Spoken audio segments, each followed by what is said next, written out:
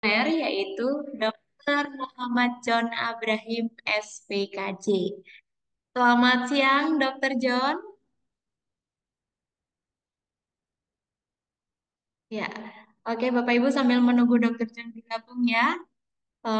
Kami informasikan, silakan mungkin Bapak Ibu sambil menyimak Zoom ini juga sambil mau makan ataupun minum. Yang penting nanti Bapak Ibu bisa menerima materinya dengan baik, bisa menyimak ilmunya, dan juga nanti jangan sungkan-sungkan untuk bertanya ya Bapak Ibu. Silakan dimanfaatkan waktunya untuk sharing dan juga diskusi terkait materi hari ini tentang atomic habit tadi ya. Oke Bapak Ibu, sebelum kita masuk ke acara intinya, izinkan saya membacakan mekanisme kegiatan kita. Jadi seperti online class pada umumnya, Bapak Ibu nanti jika ada eh, kegiatan yang lain ataupun sinyal yang mengganggu, Bapak Ibu tidak apa-apa untuk off cam. Namun jika tidak ada kendala terkait sinyal ataupun kegiatan yang lain, silakan Bapak Ibu bisa mengaktifkan kamera agar kita tetap bisa berinteraksi meskipun kita tidak bisa bertemu secara langsung. Oke, Bapak Ibu, jangan lupa untuk LMS-nya silakan dikerjakan untuk batas waktunya maksimal hari ini saja sampai pukul 23:59 waktu Indonesia Barat. Silakan dikerjakan jika ada kendala bisa langsung disampaikan di grup atau menghubungi admin ya Bapak Ibu. Dan kami harapannya seluruh peserta yang sudah bergabung hari ini bisa lulus 100% semuanya, juga bisa mendapatkan sertifikat dan juga SKP ya, sesuai target yang sudah kami tulis di flyer sesuai sasaran juga. Silakan dikerjakan LMS-nya dan juga nanti Bapak Ibu sekitar pukul 14 kami akan share 3 link. Yang pertama ada link absensi, lalu yang kedua ada link feedback untuk pemateri dan link yang ketiga adalah feedback untuk penyelenggara kegiatan. Silakan Bapak Ibu bisa mengisi ketiga link tersebut. Oke Bapak Ibu, izin share screen ya. Oh ya, sebelum kita masuk ke materi Bapak Ibu, silakan kita foto bersama dulu ya. Mumpung biasanya kan di awal sesi untuk laporan kami, silakan bisa mengaktifkan kameranya jika tidak ada kegiatan yang lain ataupun sinyal yang mengganggu, Bapak Ibu. Sebelumnya saya ucapkan salam kenal ya, Bapak Ibu yang bergabung hari ini. Sudah siap? Izin saya pandu untuk sesi dokumentasinya. Saya hitung 1 sampai 3, beri senyum terbaik. 1, 2, 3. Boleh satu kali lagi angkat jempolnya Bapak Ibu? Ya, 1, 2, 3. Oke, terima kasih Bapak Ibu. Selanjutnya untuk kelancaran kegiatan kita, mari kita berdoa menurut agama dan kepercayaan masing-masing ya. Berdoa mulai.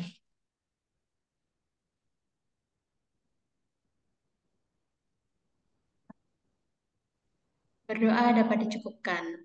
Selanjutnya saya izin share screen ya Bapak Ibu. Silakan nanti mungkin ada pertanyaan, bisa langsung disampaikan saja melalui fitur chat ataupun menulis pertanyaan di kolom chat ya Bapak Ibu. Jangan sungkan-sungkan untuk bertanya,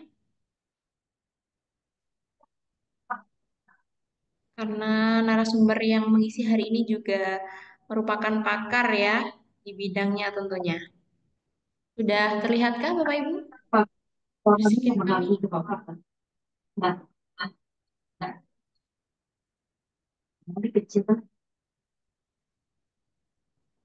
Belum slideshow ya. Oke. Ya, Dokter John sudah bergabung. Selamat siang, Dokter. Ya, sudah. Sampun, sampun. Baik, oke Dokter John izin saya bacakan untuk CV-nya ya Bapak Ibu. Mohon izin saya membacakan CV ke materi hari ini. Jadi Dokter John ini merupakan dokter spesialis kejiwaan ya, dan beliau ini merupakan founder. Ada 3. Yang pertama ada CV Ruang Jiwa Nusantara, yang di dalamnya ada screening dan juga pelatihan SDM. Lalu yang kedua, beliau merupakan founder Pila Jaya Group Bandung. Dan yang ketiga, beliau juga merupakan founder Pila Jaya Group Bandung sebagai supplier alat kesehatan. Nah, pekerjaan utama Dr. John ini adalah Beliau sebagai Kepala Instansi Jiwa di RSUD Dr. M. Zain dan juga seorang psikiater Semen Padang Hospital dan juga psikiater di RSU Aisyah Padang. Ah, sangat multi talent ya, Dr. John ini Bapak Ibu. Keren, keren.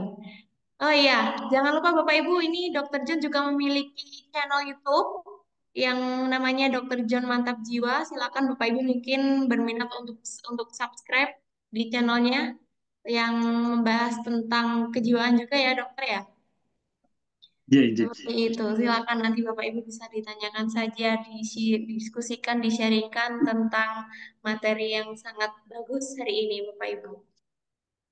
Oke, Bapak Ibu silakan bisa disiapkan catatannya, kopi, camilannya untuk menemani webinar hari ini agar tidak mengantuk dan juga harapannya hari ini bisa lebih banyak sesi diskusinya ya, sesi sharingnya juga. Selanjutnya, masuk ke materi, saya serahkan kepada Dr. John untuk memaparkan materi hari ini. Silakan dokter. Iya, terima kasih Bu Leli untuk apa seminar kita. Assalamualaikum warahmatullahi wabarakatuh.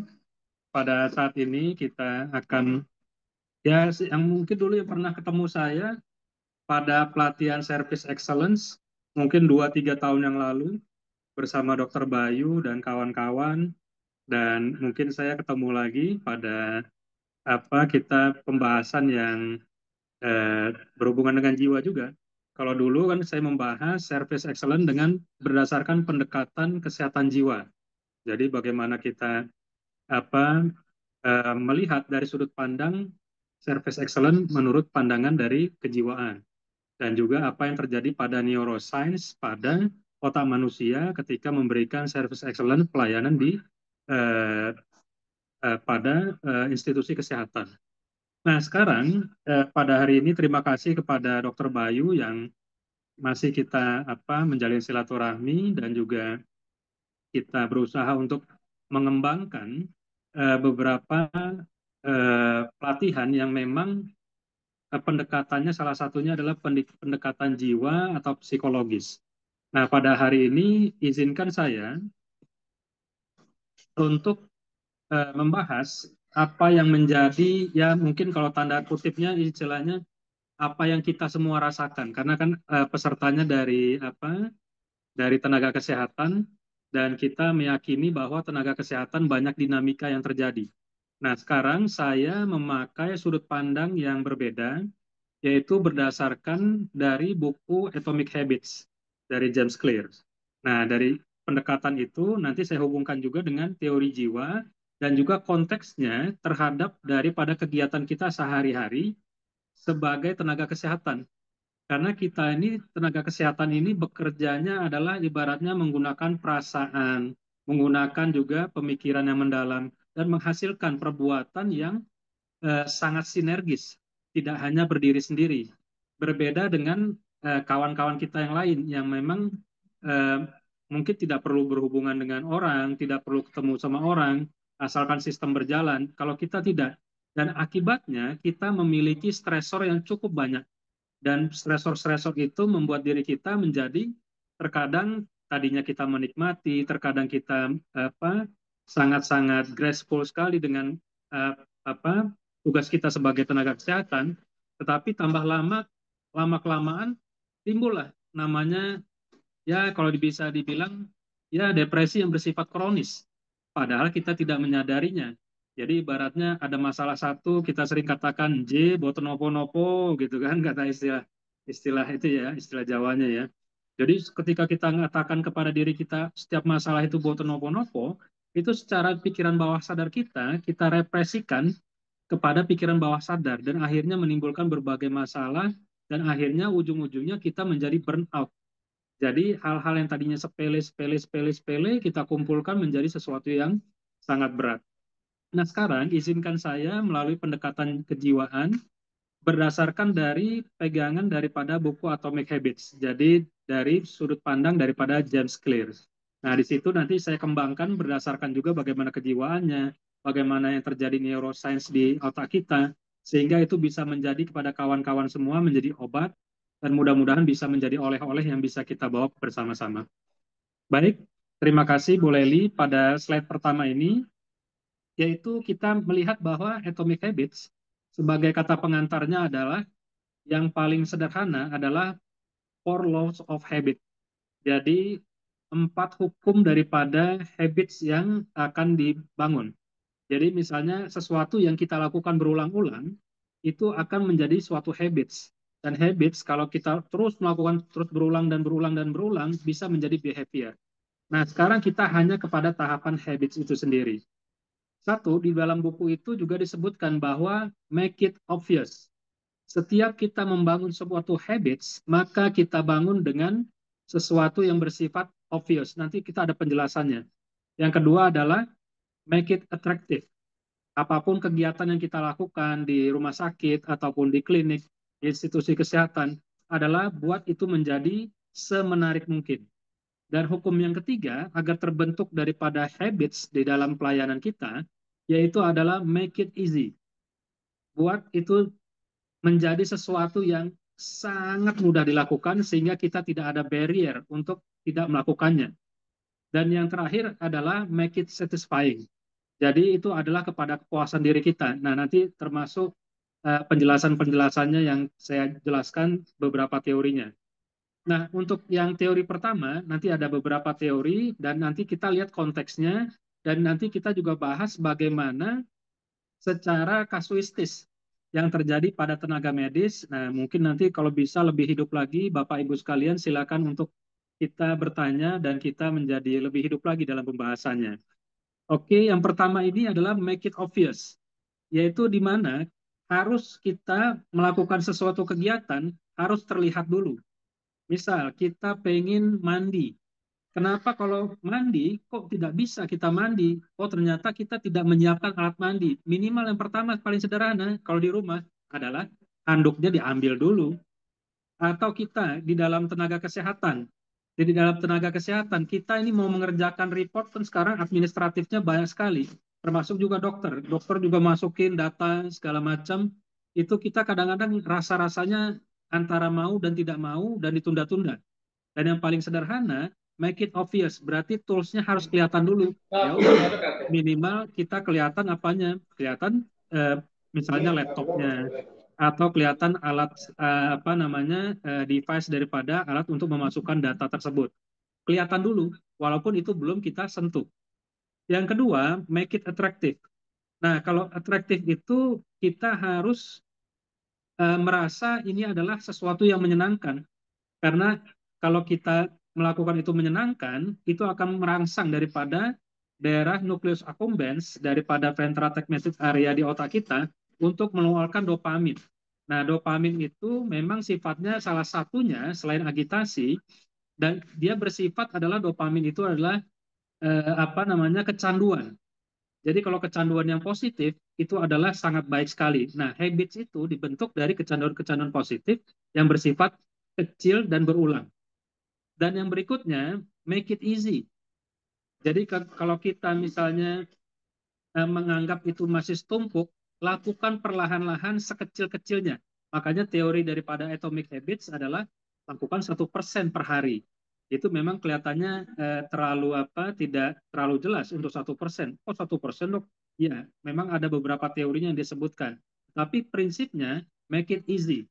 Jadi misalnya ada laporan yang belum apa, yang kita belum selesaikan, kita lakukan dulu yang kira-kira bisa kita selesaikan pada saat itu juga dan kita akhirnya membuat diri kita menjadi make it satisfying. Oh ya, tugas yang ini clusteringnya sudah selesai. Sudah selesai aja, sudah menjadi obat atau menjadi bagian daripada diri kita bahwa kita sudah memberikan reward kepada diri kita. Oke, saya sudah melakukan satu item. Padahal masih banyak sih item yang lain, tetapi secara psikologis membuat kita merasa nyaman. Dan yang berikutnya, kita melihat sebelum itu, next berikutnya, slide berikutnya, ya, pada moderator, next berikutnya, slide-nya. Oke, terima kasih. Nah, teori berikutnya di dalam teori apa Atomic Habits, yaitu habit stacking. Habit stacking itu manfaatkan jalur neuron yang lama untuk percepat otomatisasi. sehingga kita bisa menghemat energi kognitif kita dan mengurangi daripada decision fatigue. Maksudnya apa? Habit stacking ini sangat-sangat sederhana. Jadi ketika kita telah melakukan misalnya suatu hal yang sudah berulang kita lakukan. Misal, kita sudah biasalah di dalam apa kalau datang absensi di rumah sakit, kemudian kita mulai membuka berkas. Nah, di satu sisi itu sudah tersusun dengan bertahun-tahun kita sudah bisa, sudah biasa. Nah, itu dijadikan dasar sebagai menumpang daripada habit yang tambahan. Misal, habit kita tambahannya adalah, misalnya paling sederhana sekali adalah kita menyelesaikan beberapa tugas yang belum selesai.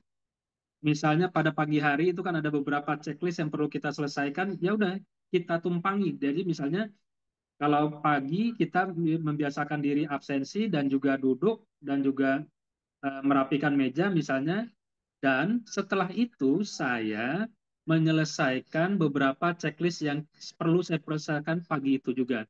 Jadi habit stacking itu adalah bagaimana kita menumpang kepada kebiasaan yang sudah ada, kemudian kita tumpangi dengan kebiasaan yang baru. Jadi jika saya mengerjakan ini, maka setelahnya saya mengerjakan itu.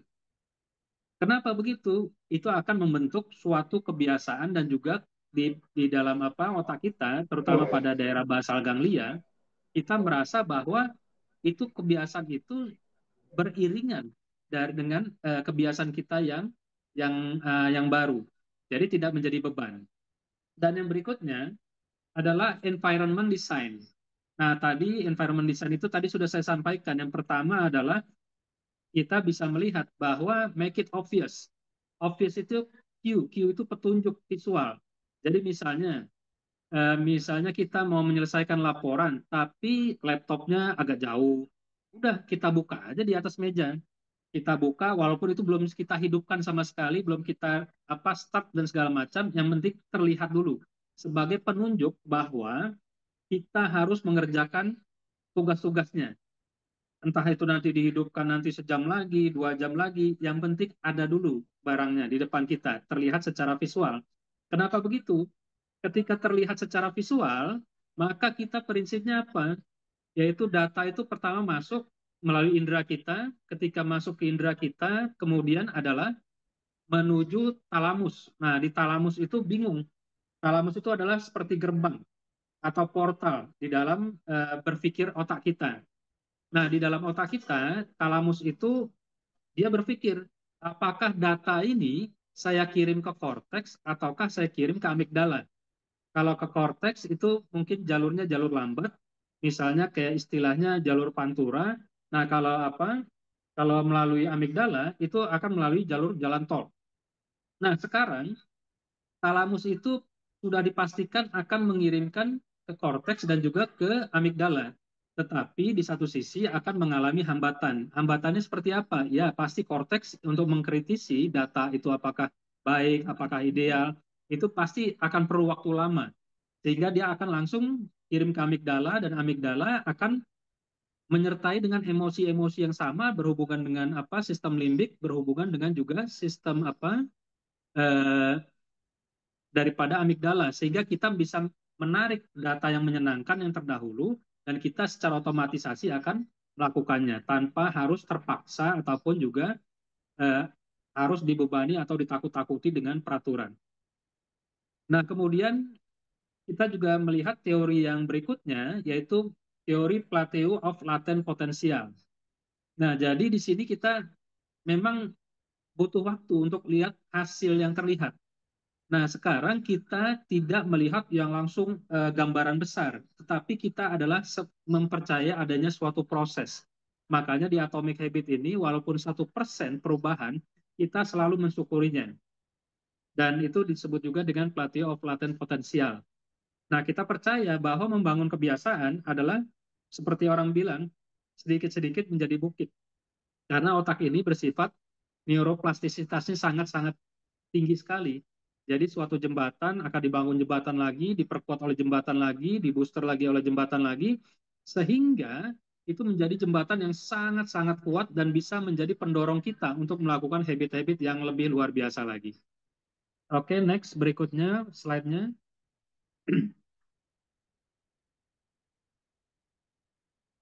Kita kembali lagi agar kita lebih menyederhanakan dari bahasa-bahasa apa neuroscience-nya.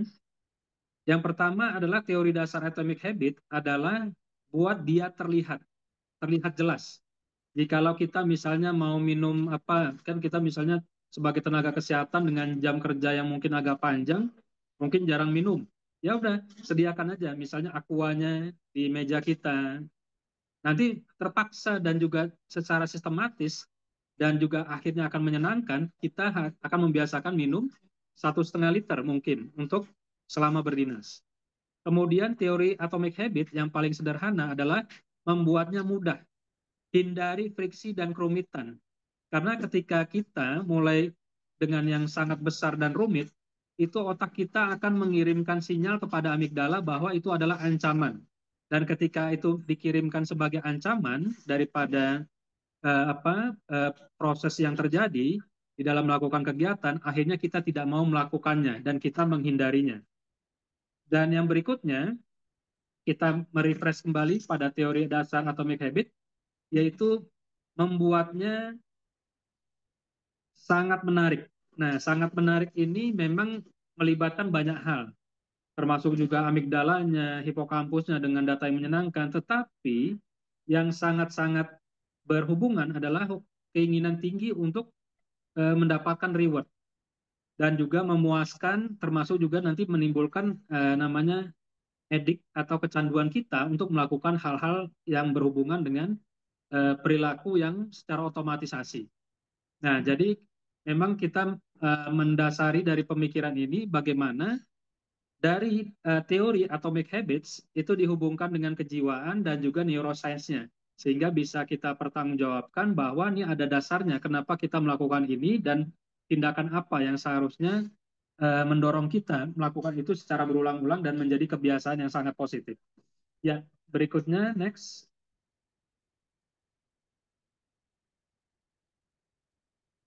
Oke, sekarang kita sebagai tenaga kesehatan menyadari sebenar-benarnya sadar bahwa burnout itu memang sudah menjadi milik kita. Jadi kalau didefinisikan yang paling sederhana, apa itu burnout? Ya, kalau diibaratkan stres kerja yang bersifat kronis atau bisa menimbulkan depresi. Ketika stresor atau tekanan-tekanan yang kita hadapi di dalam kehidupan ini, terutama di rumah sakit ataupun di institusi kesehatan, ketika kita mengatakan ya istilahnya botonoponopo, botonoponopo, botonoponopo diredam dan kita tekan, direpresikan di pikiran bawah sadar, itu akan menimbulkan beberapa gejala. Termasuk juga misalnya, kok saya jantungnya mudah berdebar ya, perutnya kok mudah naik ya, mudah mual, kuduknya kadang-kadang agak-agak tegang, tangan mudah, mudah dingin, kemudian kadang-kadang tidur saya kok jadi mulai-mulai nggak jelas ya. Kemudian ketika bangun, kita bangun pagi, kok nggak segar ya. Kemudian mudah pelupa, kadang-kadang mudah sedih sendiri, kadang-kadang kita mudah sedih-sedih sendiri. Dan juga yang paling parah adalah daya ingat kita. Daya ingat kita menjadi sangat-sangat berkurang sekali untuk masalah konsentrasi. Nah, itulah yang menyebabkan burnout yang tadinya sederhana menjadi gangguan-gangguan yang terus bersambung. Misal, kita menghadapi suatu masalah, misalnya di rumah sakit atau institusi, untuk 3 hari pertama itu disebut juga stres akut. Kita katakan, ah nggak ada apa-apalah, udahlah jalani aja. Nah, akhirnya ketika 2 minggu masuklah sesi di mana kita mengalami depresi. Nah, ketika depresi berlangsung terus, berlangsung lagi, stresornya masih yang itu, atau mungkin tambah lagi, dan kita tidak bisa menyelesaikannya, akhirnya memasuki masa yang disebut juga gangguan penyesuaian. Nah, ketika gangguan penyesuaian itu tidak bisa kita atasi dalam 6 bulan, itu bisa timbul post-traumatic stress disorder. Dan kalau kita biarkan lagi dan biarkan lagi, mungkin bisa jadi menjadi pintu masuk gangguan-gangguan yang lebih berat, termasuk psikotik. Jadi sekarang burnout adalah memang suatu keniscayaan pada tenaga medis yang memang selalu menghampiri kita. Dan bagaimana kita mensiasatinya, mudah-mudahan di sini bisa kita menjadi solusinya. Dan diharapkan untuk teman-teman yang lainnya, diharapkan kita saling saling sharing dan tanya jawab sehingga kita lebih bisa berkembang lagi di dalam pembahasan ini. Kemudian juga neuroscience-nya juga burnout, saya sudah jelaskan itu pada kerusakan pada disfungsi daripada hipotalami pituitari dan juga pada eksisnya dan juga pada kerusakan hipokampus. Pada biasanya orang-orang yang mengalami depresi yang sangat lama itu ukuran hipokampusnya mengecil.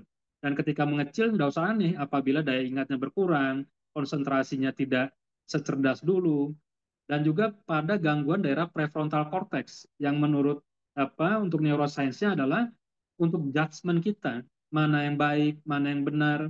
Kemudian juga daerah prefrontal cortex ini membuat kita untuk mengkritisi daripada data yang masuk itu bagaimana kita bisa mengolahnya menjadi sesuatu yang bermanfaat bagi kita. Dan kita juga bisa melihat bahwa mengapa tenaga medis ini sangat rentan terkena daripada burnout ini sendiri, karena jam kerja kita ini terkadang agak-agak berlebih. Bukannya, wah ini kan sesuai aturan dok, sesuai apa dengan timelinenya. Ya bisa jadi, tetapi kalau ada urgensi-urgensi yang memang kita perlu lakukan, itu mungkin ada penambahan-penambahan. Dan kemudian juga tuntutan emosional yang tinggi. Misalnya di UGD, kalau kita ibaratnya hanya di balik meja aja mungkin nggak terlalu banyak stresor. Tetapi kalau misalnya di UGD, di kegawat daruratan, kita bisa beresiko, misal dari pihak keluarga yang misalnya tidak puas dengan pelayanan, kemudian juga daripada tugas kita juga menangani pasien juga di rumah sakit, di UGD, itu sangat-sangat luar biasa stresornya. Dan juga tekanan administratif. Sekarang ini ibaratnya selesai mengerjakan harus didokumentasikan, termasuk juga dokter, mau dokter umum, dokter spesialis itu mengisi semuanya untuk dokumentasinya sudah pakai aplikasi di komputer.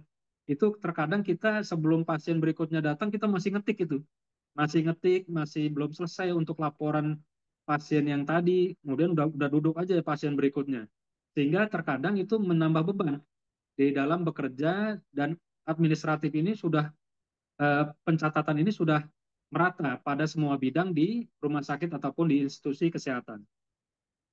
Dan juga kita melihat bahwa kurangnya juga dukungan sosial. Nah, terutama juga pada nanti saya bahas bagaimana sebetulnya kerjaan seseorang ini sebetulnya di rumah sakit ringan-ringan aja. Kok terasa jadi berat? Oh, ternyata berkorelasi dengan masalahnya di rumah. Mungkin bisa jadi dia mengalami permasalahan di rumah tangga. Ketika bermasalah, kemudian dia sampai rumah sakit, itu memindahkan masalah rumah ke rumah sakit, itu adalah menambah masalah lagi. Jadi makanya masalah itu adalah bersifat relatif. Apakah dari sudut pandang yang kita udah ada, ataupun memang stresornya memang sudah bercabang kemana-mana, termasuk dari urusan rumah pindah ke tempat kerja. Nah, kita melihat bahwa burnout ini memiliki dampak yang luar biasa, yaitu kualitas pelayanan yang menurun. Yang paling sederhana adalah afek depresif. Kalau afek depresif, itu mau pasien, keluarga pasien, atau gimana, itu nampak aura kita. Auranya pokoknya tidak ramah. Nah, itu paling sederhana. Oh, tidak ramah itu. Padahal kita lagi banyak pikiran dan segala macam. Kemudian juga medical error-nya meningkat. Nah, untuk yang apa yang berhubungan dengan langsung dengan pasien, apalagi butuh dengan tindakan cepat, keputusan yang sangat cepat, ini untuk medical error dan bias kognitifnya ini sangat-sangat besar. Dan juga yang terakhir dampak burnout kepada kita sendiri pada tenaga kesehatan, yaitu resiko depresi dan juga terakhir adalah bisa melakukan suicide tentamen atau bunuh diri.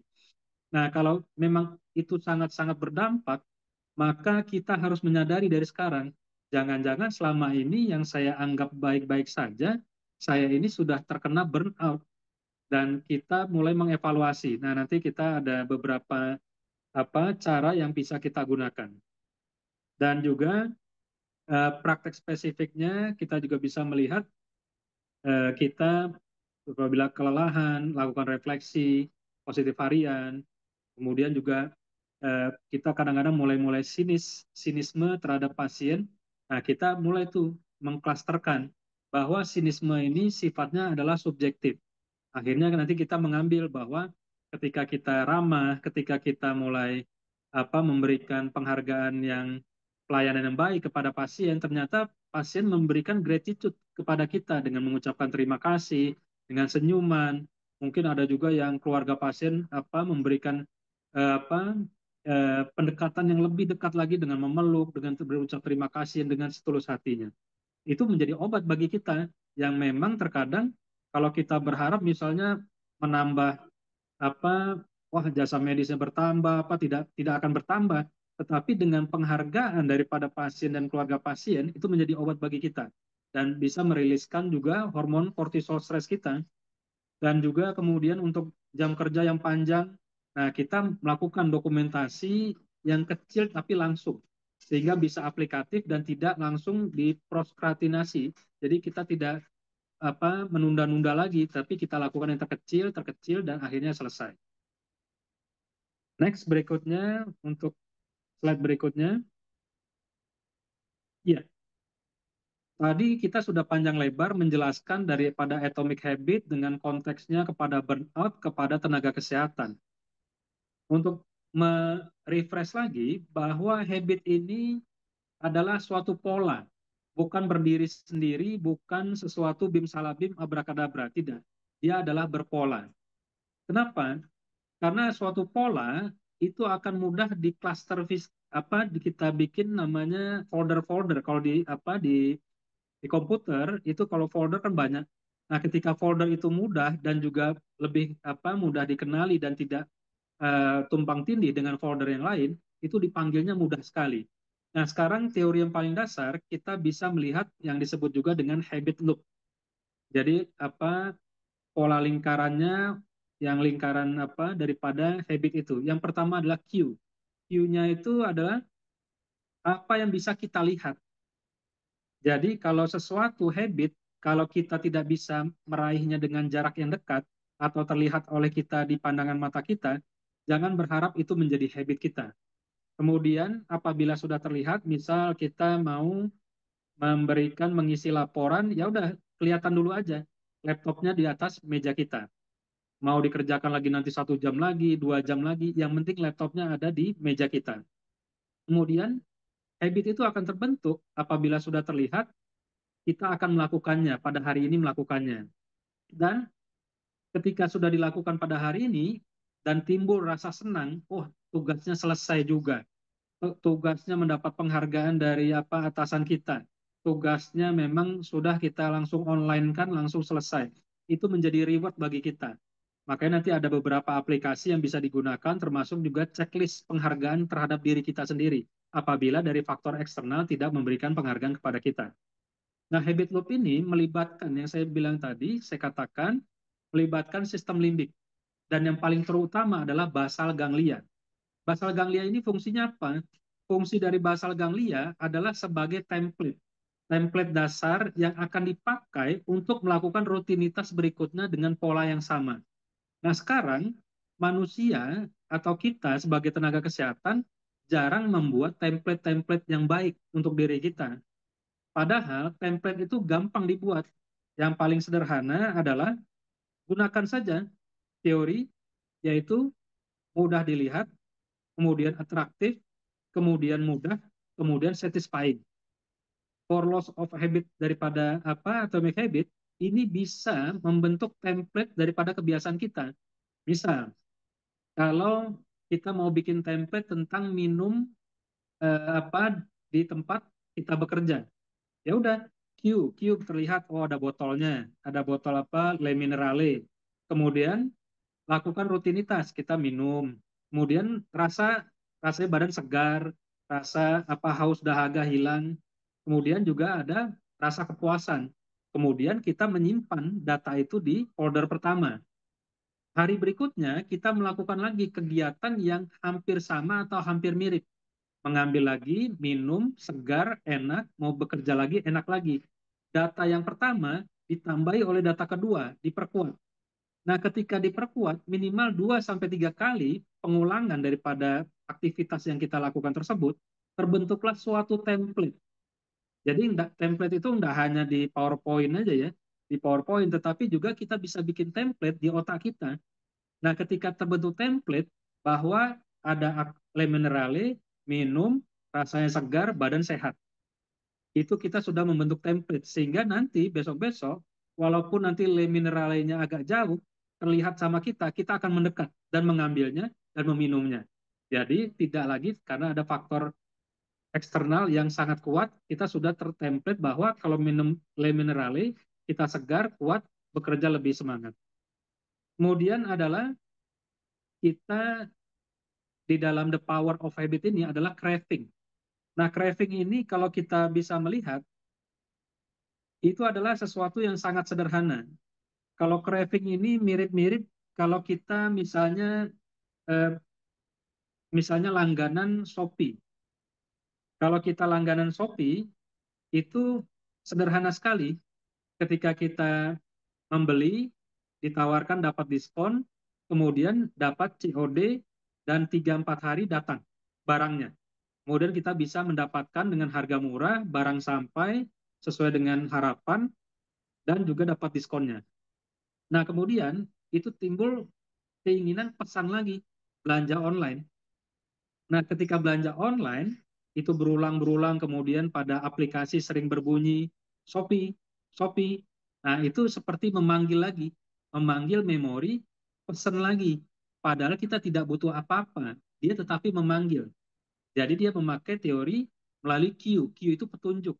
Petunjuk Shopee. Nah, ketika Shopee, itu akan otomatis di otak kita muncul, oh iya, saya harus beli barang nih. Padahal kita tidak ada kebutuhan apa-apa. Seperti halnya kita di rumah makan sate, tiba-tiba setelah makan sate, datang tukang ketoprak. Nah, tukang ketoprak manggil ketoprak, ketoprak. Nah, secara otomatis padahal kita habis makan sate. Akhirnya dipanggil juga lah tukang ketoprak. Karena Q-nya, petunjuknya adalah panggilan. Melalui bisa pendengaran dan juga melalui penglihatan. Akhirnya kita panggil lagi tukang ketoprak. Padahal perut sudah sangat kenyang.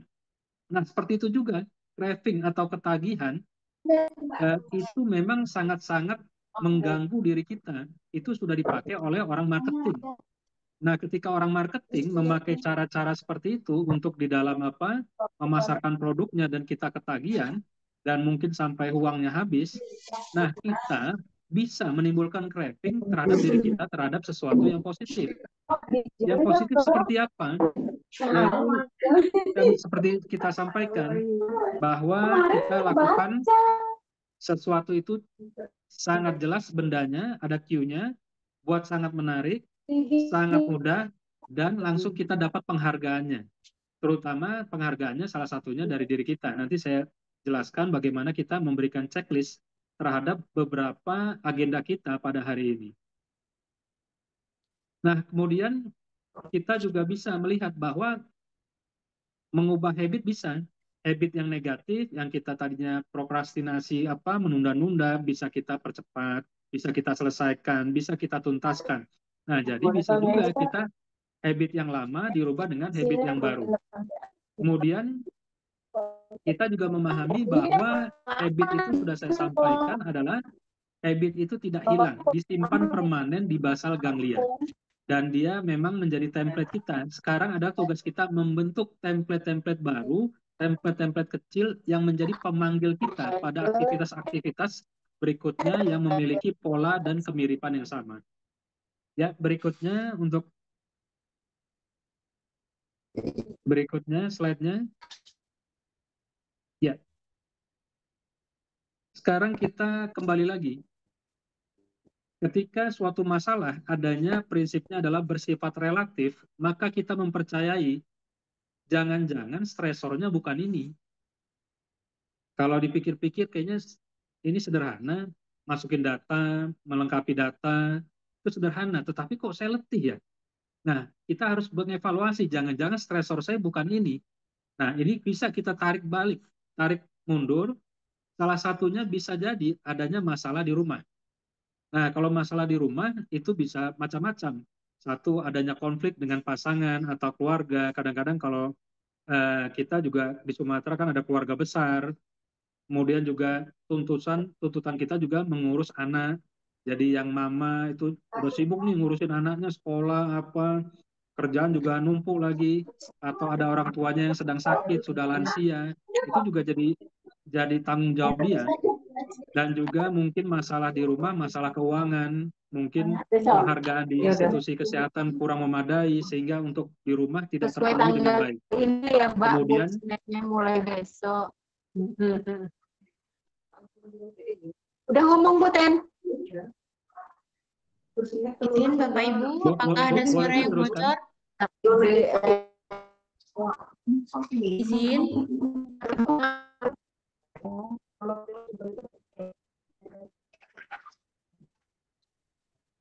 Oke, saya teruskan ya.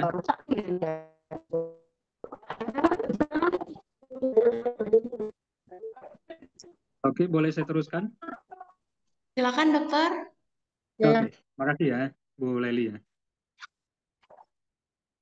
Masalah di rumah yang paling sederhana adalah kurangnya waktu pribadi kita. Terkadang kita ketika pulang dari rumah sakit, itu langsung banyak tugas menumpuk yang perlu kita langsung kerjakan. Nah, di sini adanya waktu jeda. Nanti saya jelaskan tentang pentingnya waktu jeda pada diri kita, sehingga kita bisa melakukan aktivitas itu tidak seperti naik kereta api. Ada selesai ini, langsung gerbong satu lagi. Tidak. Dan kemudian juga kehilangan orang tercinta, dan yang paling krusial adalah kurangnya melakukan hubungan aktivitas seksual. Jadi misalnya, kalau pada jiwa, kita juga melihat, kalau misalnya, Pak, terakhir kapan melakukan hubungan seksual dengan pasangannya? Nanti kalau dia berpikir agak lama, 6 bulan yang lalu dok, wah, ini udah mengarah-ngarah. Kalau kita udah bisa mengarahkan untuk pola-pola adanya depresi. Karena kalau sesuatu yang menyenangkan, hobi apa yang bisa menyenangkan itu dia tinggalkan, nah itu perlu tanda tanya apakah itu timbul adanya depresi. Nah, salah satunya adalah kurangnya kita melakukan hubungan seksual. Nah, mungkin nanti bisa kalau kawan-kawan semua yang di sesi tanya jawab nanti menanyakan, dok bagaimana hubungan seksual yang pas di dalam rumah tangga, bagaimana tekniknya, boleh dimasukkan di sini juga di sesi tanya jawab. Dan kalau nanti juga diizinkan oleh Nusantara Group, nanti kita ambil sesi juga yaitu bagaimana hubungan seksual yang ideal dan menyenangkan pada tenaga kesehatan di rumahnya. Jadi kalau dipercaya untuk membahas pada bab-bab berikutnya pada pertemuan berikutnya. Nah, kemudian kita juga bisa melihat bahwa kerja ini adalah memperparah daripada stresornya. Jadi kadang-kadang stresor di rumah dipindahin ke tempat kerja. Stresor di tempat kerja dipindahkan ke rumah, seperti lingkaran setan. Atau juga perawat bertengkar dengan pasangan. Ya, jadi ibaratnya juga akhirnya emosi tidak stabil, akhirnya kita senggol kanan, senggol kiri, semuanya jadi masalah. Dan juga kita bisa melihat bahwa eh, solusi atomic habit ini yang paling sederhana bagaimana untuk mencegah masalah rumah ini tidak masuk kepada masalah di tempat kita kerja, yaitu lakukan habit micro self care di rumah. Nanti saya kasih apa untuk prosedurnya. Kemudian support system kecil dengan keluarga. Jadi kita harus mempunyai support system. Apapun cerita, support system ini sangat penting. Karena kita sehebat apapun, pasti masalah itu tidak ada jaminan akan selesai. Selesai satu masalah, insya Allah nanti akan datang 5 sampai 10 masalah. Jadi ibaratnya kita menyelesaikan satu masalah, tidak akan bisa menyelesaikan keseluruhan masalah. Dan kemudian juga nanti ada contohnya adalah gratitude journal, dan nanti saya jelaskan aplikasi apa yang bisa kita pakai untuk merelief daripada burnout kita. Jadi kalau kita bisa bikin jurnal, jurnal itu seperti tulisan kecil aja di buku, misalnya hari ini sangat menyenangkan karena saya bisa menyelesaikan beberapa tugas dari atasan dan juga pelayanan kepada tenaga pada pasien cukup memuaskan, dan semua orang memberikan rasa gratitude atau rasa bersyukur atas keberadaan saya di tempat institusi. Atau misalnya kita jurnalnya tentang kesedihan. Hari ini saya sedih sekali. Kenapa kok orang itu tega-teganya seperti itu? Padahal kan saya sudah, nah, jadi jurnal itu adalah mengekspresikan, namanya jalur ventilasi kita. Terkadang kita mau cerita ke pasangan, kadang-kadang pasangan kita juga udah banyak pikiran, udah banyak masalah. Ya udah kita tulis aja di jurnal diari kita, misalnya hari ini sedih, hari ini apa, tapi lebih ekspresif menuliskannya. Jadi tidak boleh berkata dengan kalimat yang bersifat puitif atau puisi, tetapi harus ekspresif. Misalnya, kurang ajar, saya kecewa sekali, harus ekspresif. Sehingga kita bisa meluapkan dan melakukan ventilasi apa yang ada di pikiran bawah sadar kita tertuang di dalam diary jurnal itu sendiri. Ya, next berikutnya slide-nya.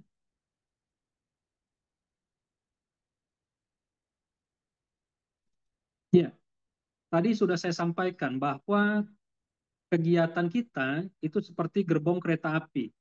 Tetapi kalau kita dari gerbong satu langsung ke gerbong kedua, langsung ke gerbong ketiga, itu ibaratnya kita hanya akan berujung kepada bunuh diri kita sendiri. Makanya kita disebut juga harus melakukan jeda. Kenapa? Karena kalau kita tidak melakukan jeda terhadap kegiatan satu ke kegiatan yang lain, ini juga berbahaya, akan menimbulkan keletihan mental yang akut. Misal fokus menurun, kemudian juga resiko error klinis meningkat. Kemudian juga kita, kalau kita bisa melakukan jeda, akan mengatur ulang daripada sistem saraf otonom kita. Menurunkan stres, hormon kortisolnya berkurang, dan mungkin bisa jadi tekanan darah bisa ya lebih stabil lagi. Dan yang kita lihat bahwa dengan kita jeda, kita berusaha untuk mengoptimalkan konsolidasi memori dan emosi kita. Jadi kita jangan membawa emosi pada kegiatan satu kepada kegiatan yang lain. Karena itu warnanya berbeda, amigdalanya berbeda, rasanya berbeda. Ketika kita campur, itu akan jangan-jangan malah memperparah daripada yang tadi seharusnya kegiatan berikut ini ringan menjadi sangat berat. Karena kita masih membawa kepada kegiatan pertama kepada kegiatan kedua. Dan juga kita juga memahami bahwa kerja untuk tenaga kesehatan ini cukup padat dan kadang-kadang ada yang Senin sampai Minggu malah berulang dan itu memang cukup stresornya sangat cukup kuat dan juga berhubungan dengan manusia dengan kepribadian yang berbeda-beda, dengan tingkat kepuasan yang berbeda, tidak bisa disamaratakan, itu akan memerlukan energi atau effort yang lebih besar lagi. Kemudian juga apa yang harus kita lakukan di antara jeda antara kegiatan yang satu sebelum kita melakukan kegiatan yang kedua. Yang paling sederhana adalah menikmati bagaimana kita bernafas, yaitu inhale dan exhale. Menarik nafas lewat hidung dan hembuskan melalui mulut. Nanti kalau ada yang berminat, nanti saya kasih link saya juga tentang bagaimana kita bisa mensugesti, menghipnosis diri kita sendiri selama beberapa saat. Nanti saya kasih channel YouTube-nya dan bisa didengarkan oleh Bapak Ibu sekalian melalui earphone dan bisa dinikmati sehingga kita besok ketika mau bertempur kembali kita bisa lebih siap. Kemudian juga selain menikmati nafas, tarik nafas yang dalam melalui hidung dan hembuskan perlahan-lahan melalui mulut. Seiring Anda menghembuskan nafas Anda, maka seluruh ketegangan, seluruh rasa sakit di leher Anda telah hilang dan pergi selamanya. Imajinasikan dan bayangkan rasa sakit di tubuh Anda telah menguap seperti uap yang keluar melalui pori-pori Anda. Rasakan sembari Anda menutup mata Anda dan menarik nafas dan menghembuskan nafas. Rasakan bahwa rasa sakit itu telah pergi dan hilang dari diri Anda. Nah, itu salah satu sugesti yang biasa bisa kita pakai. Atau di saat kita duduk, ada jeda nih 5 menit. Ya udah, kita pejamkan mata, kata Dr. John, nikmati nafasnya. Oke, saya tarik nafas melalui hidung, tahan 1 dan hembuskan perlahan-lahan melalui mulut. Tarik 4, hembuskan 8, panjang sekali. Kemudian nikmati, rasakan, energi kita semakin nyaman, dan ketika ada kelelahan ataupun rasa sakit, kita hembuskan perlahan-lahan melalui mulut. Itu mungkin sugesti-sugesti yang bisa kita pakai. Hanya 2-3 menit itu merelief kita yang tadinya kita tegang, menjadi lebih rileks, dan kita siap untuk melakukan tugas berikutnya. Kemudian juga mini refleksi positif juga terserah bisa kita lakukan atau melakukan pijatan ringan kepada diri kita di jari sehingga kita bisa merasakan bahwa mensyukuri bahwa diri kita masih sehat, kemudian kita masih merasakan tangan ini masih sangat bisa berfungsi. Kemudian juga minum air sederhana sekali. Kemudian osmolaritas kita semakin baik. Kemudian kita juga melihat bahwa diri kita memang yang menumbuhkan atau menghidupkan diri kita adalah air. Dan kemudian yang paling sederhana di antara jeda, di antara kita bekerja adalah melihat ke arah yang lebih jauh. Ke arah lebih jauh atau juga melihat warna hijau, itu bisa membuat diri kita membuat jeda atau keletihan di mata kita juga bisa berkurang. Karena kita melalui aktivitas lebih sering melihat jarak dekat. Sehingga dengan mengistirahatkan adalah dengan melihat jarak jauh. Seperti kita berolahraga, ketika kita stretching, maka kita bending. Oke, next berikutnya. Ya, ini adalah cara sederhana yang memang coba saya kompromikan dengan cara Atomic Habit tanpa kita melakukan banyak ritual yang kadang-kadang kita menjadi susah sendiri. Nah, yang paling sederhana adalah kita melakukan checklist dengan menggunakan alat bantu Alpha Waves Music. Jadi kalau kita misal, dok itu di mana dok? Oh bisa, misalnya di YouTube bisa, atau di Spotify bisa, atau yang apa yang Joox bisa juga. Itu tinggal ketik aja Alpha Waves Music. Nah, ketika Alpha Waves Music itu bisa membantu kita, membantu mengkonsolidasikan untuk bisa berkonsentrasi tetapi tetap rileks di dalam bekerja. Sehingga kalau kita dengan durasi kerja yang cukup lama, disertai atau di antara jeda itu kita pakai Alpha Waves Music atau instrumentalia itu tersebut, itu akan merubah daripada ketegangan daripada otak kita yang tadinya beta menjadi alpha. Alpha itu memang cocok untuk kita bekerja. Kemudian caranya bagaimana? Checklist yang paling sederhana. Sebelum kita shift kerja, dengarkan musik Alpha Waves 10 menit sebelum daripada shift. Kemudian sembari menikmati seperti tadi, inhale, exhale, tarik nafas melalui hidung perlahan dan hembuskan perlahan-lahan melalui mulut. Nikmati nafas Anda sembari diiringi oleh uh, musik Alpha Music. Kemudian juga pada saat dokumentasi sembari Anda mengisi dokumentasi administrasi pada saat sebagai tenaga medis, kita pakai juga musik Alpha Waves yang tanpa lirik ya, sehingga bisa mempertahankan konsentrasi kita dalam jangka waktu mungkin kita bisa memasukkan data sejam 2 jam, tapi rasanya seperti 10 menit. Kemudian dengan volume yang rendah cukup terdengar tapi tidak mengganggu.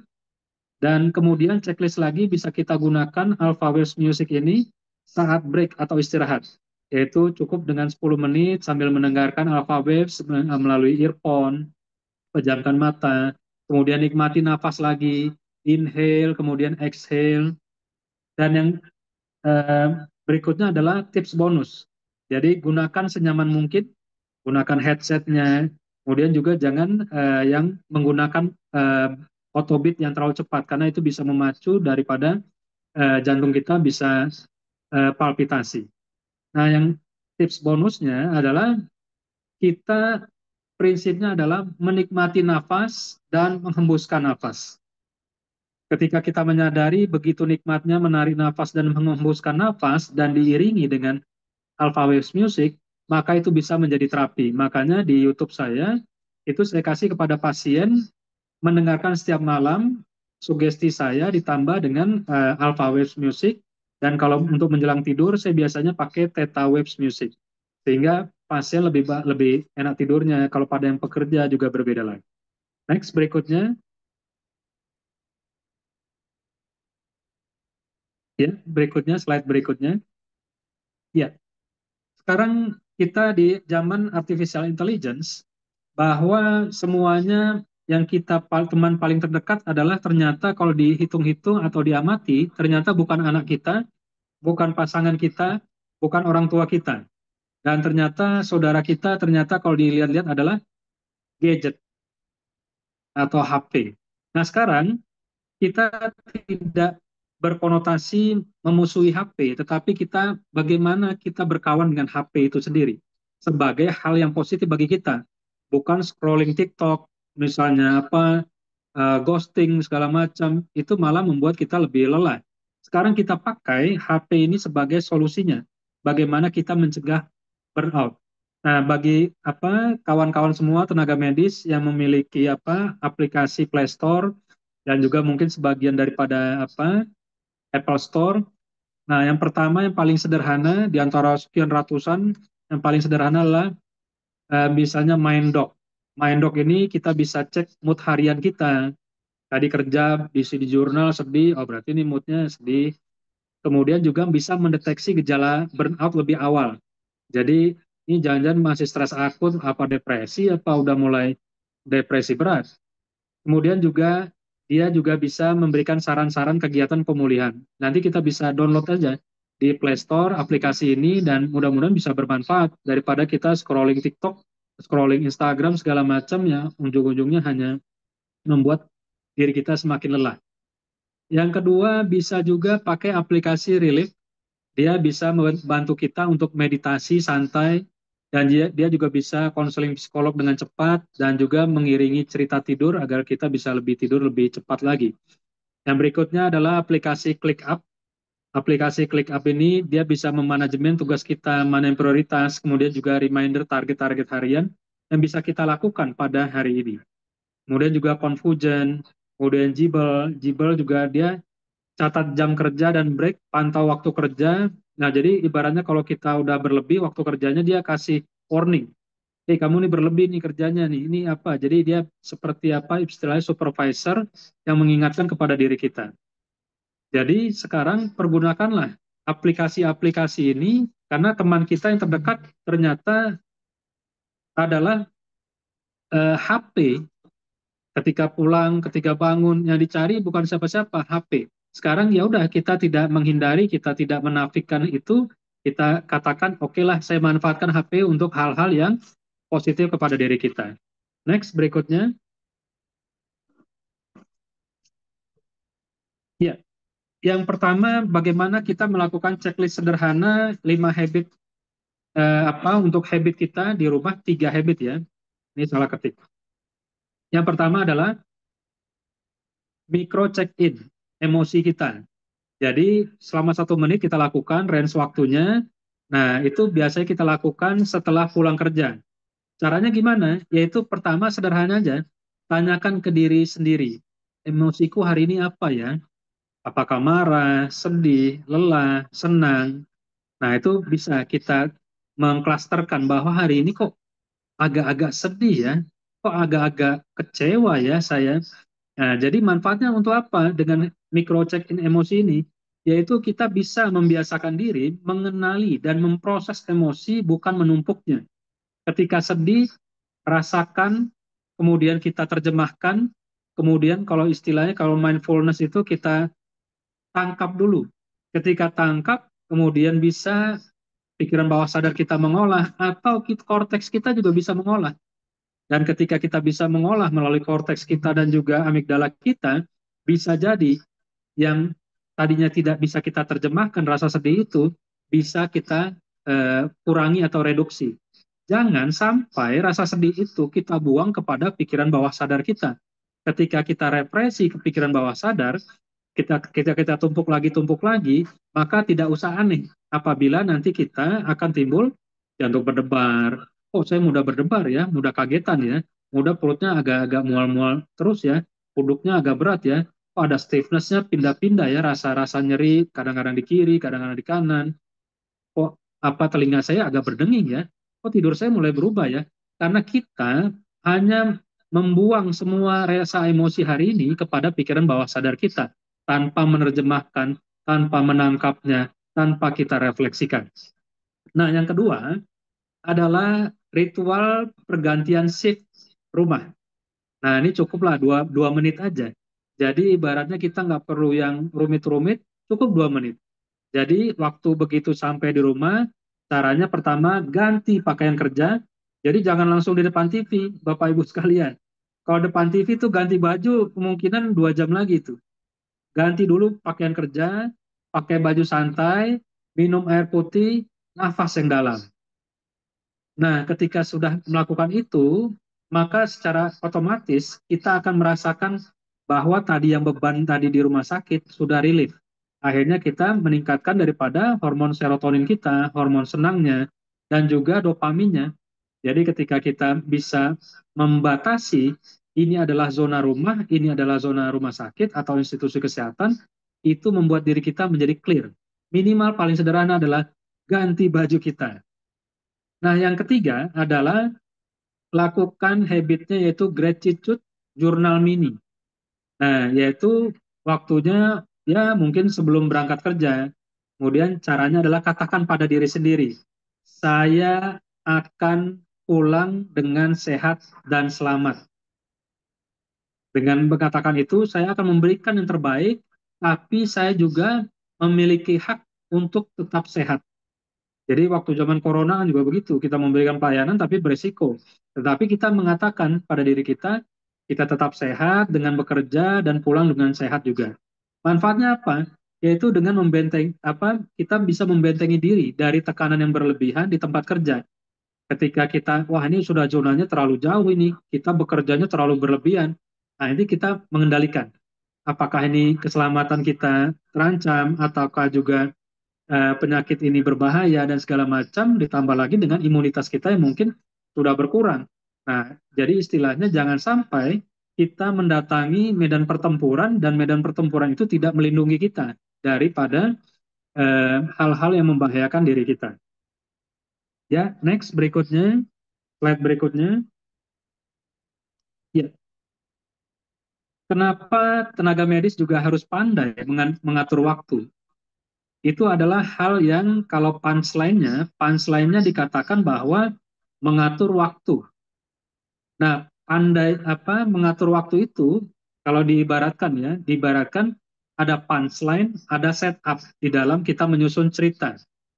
Nah, kalau orang banyak menyatakan bahwa punchline daripada cerita kehidupan kita adalah pandai. Bukan. Tetapi punchline-nya adalah mengatur waktu. Dan setup-nya adalah pandai-pandai atau cerdik di dalam kita mengatur waktu. Nah, bagaimana supaya punchline-nya di dalam kehidupan kita itu adalah memang mengatur waktu secara efektif dan efisien. Kenapa? Satu, kita mengatur waktu untuk mencegah kelelahan kronis, chronic fatigue. Jadi chronic fatigue ini ya mirip-mirip untuk stres akut, masuk depresi.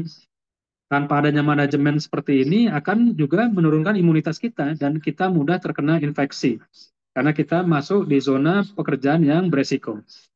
Kemudian juga kepada untuk menjaga keselamatan kita. Jadi ibaratnya kecemasan, depresi itu juga memperberat daripada kecenderungan imunitas kita berkurang. Dan yang lainnya untuk melindungi kesehatan mental kita.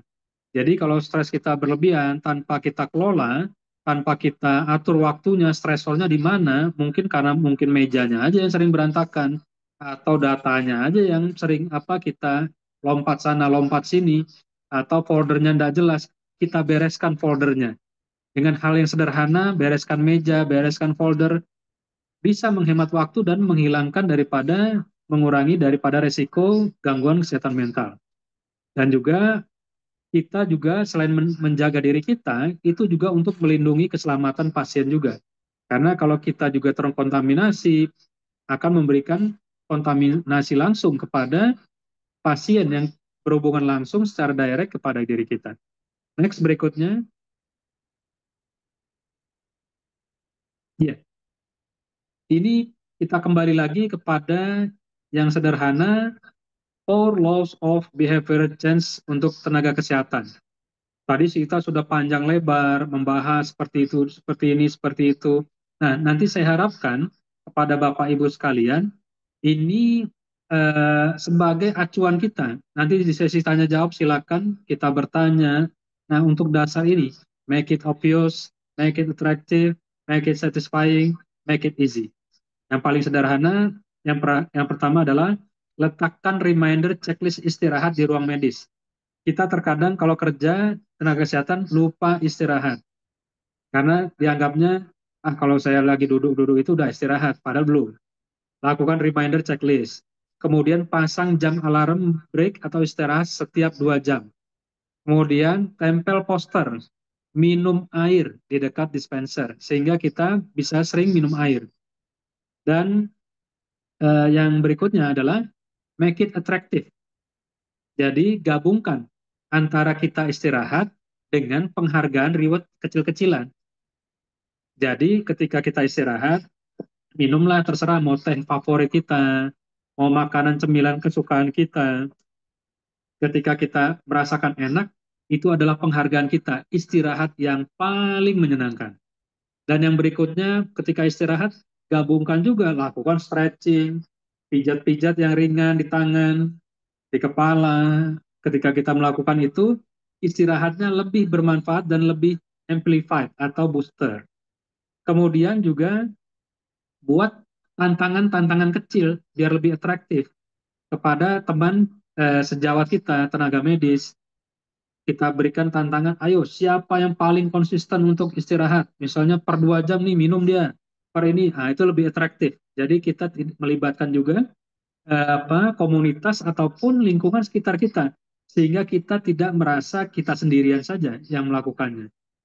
Dan yang berikutnya adalah make it easy. Mulai habit yang kecil. Yang kecil-kecil saja, stretching nggak perlu kayak aderai atau bagaimana lama, nggak usah. Cukup 2 menit stretching, leher, pergelangan tangan.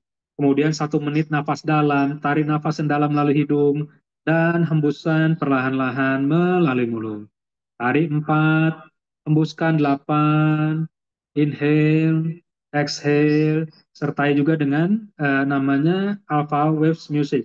Itu akan merelief daripada stresor kita yang terdahulu untuk siap menghadapi tasking yang berikutnya.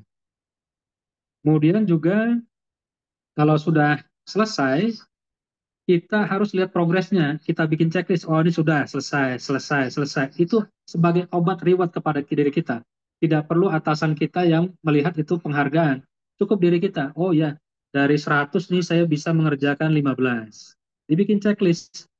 Itu sudah mengurangi daripada beban secara psikologis di otak kita. Kemudian juga satisfying-nya yang bikin kita senang ya berikan itu self reward mingguan.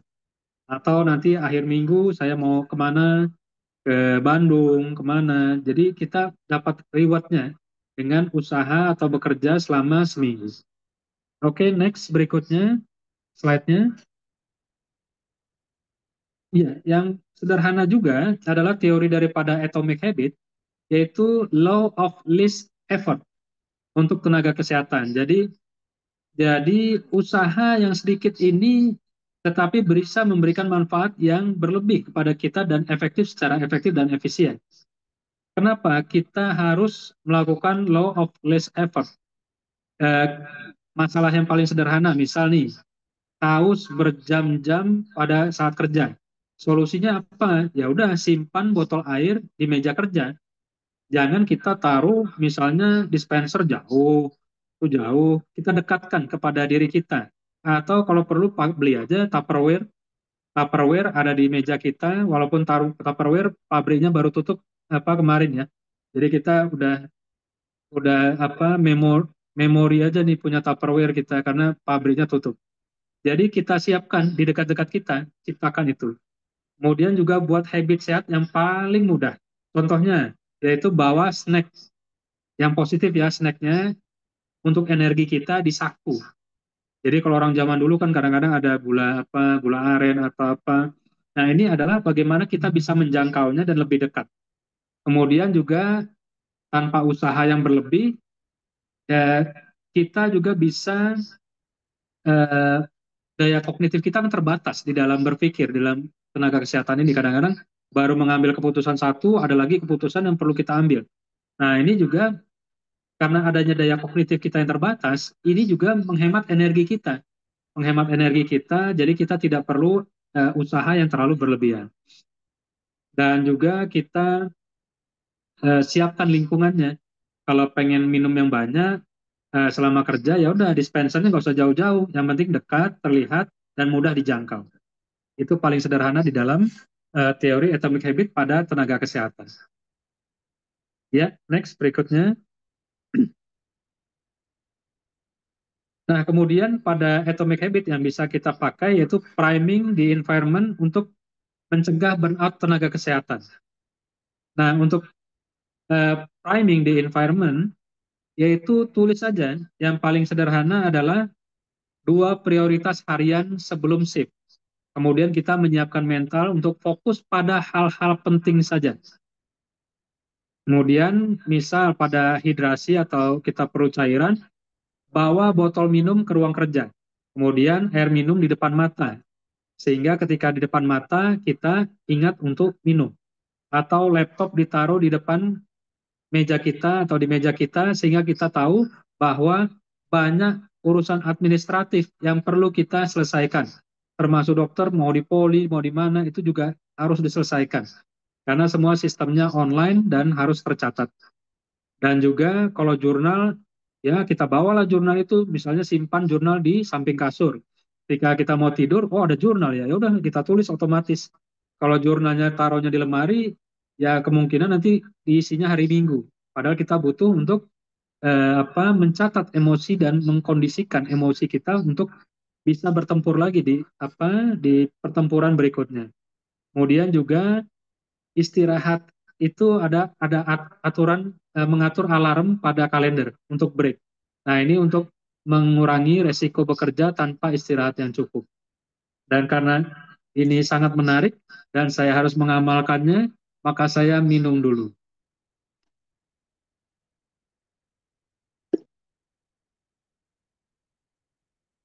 Sangat enak sekali. Ini mereknya Aqua dan berada di samping sebelah kiri saya. Kalau dia, Aqua ini berada di 3 meter dari saya, kemungkinan saya tidak minum yang tadi. Oke, next berikutnya itu intermezzo aja ya. Berikutnya, nah sekarang adalah identitas. Jadi kalau kita, eh, identitas itu adalah sesuatu yang sifatnya abstrak, tetapi bisa dipanggil dengan sangat-sangat cepat. Maksudnya apa?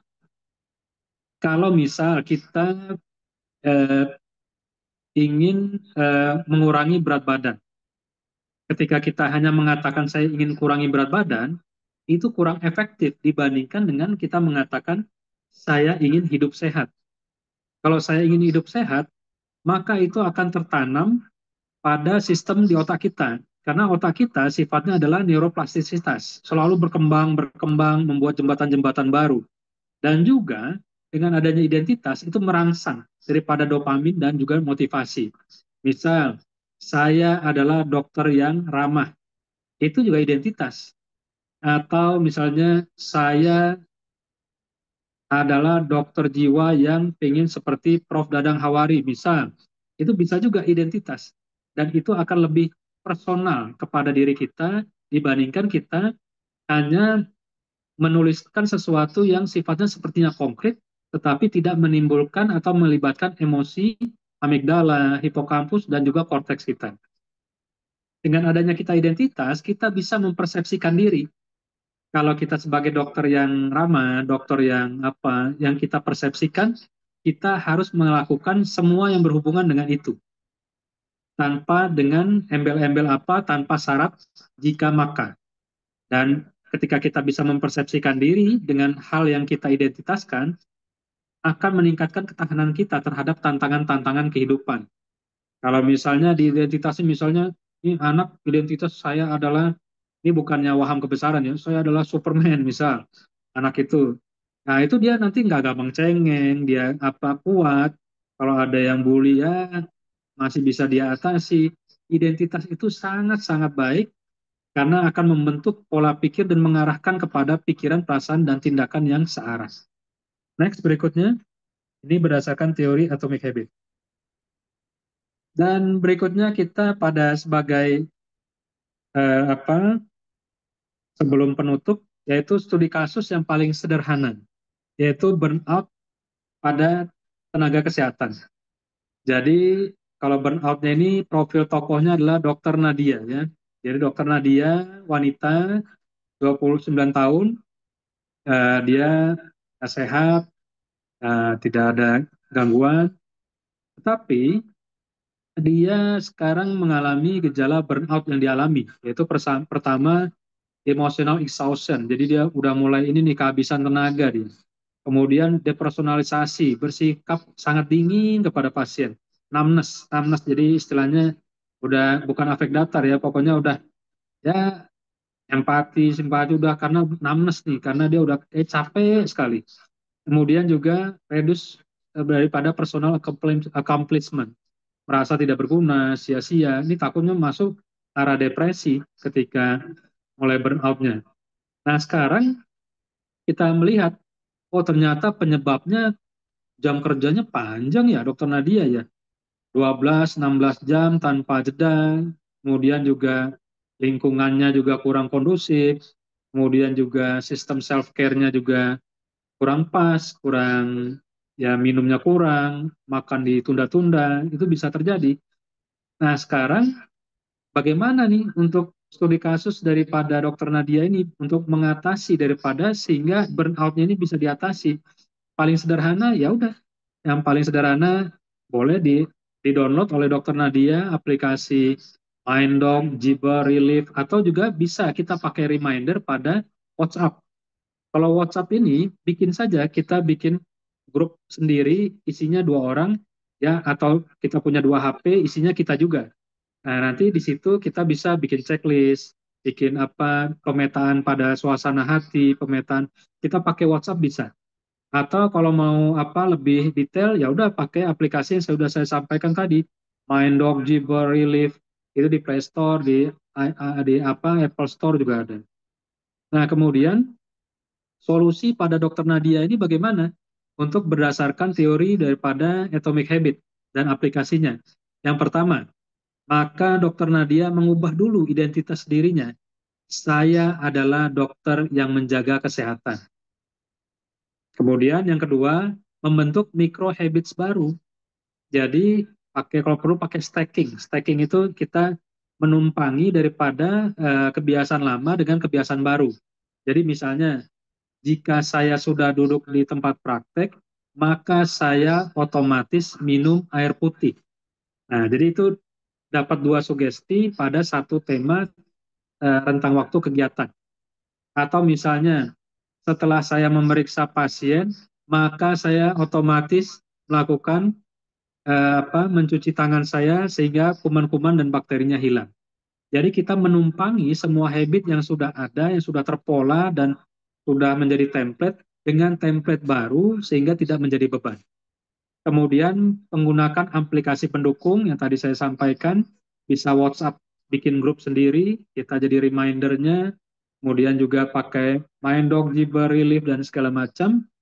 Kemudian kita usahakan ini menjadi sesuatu yang timbul adanya perubahan.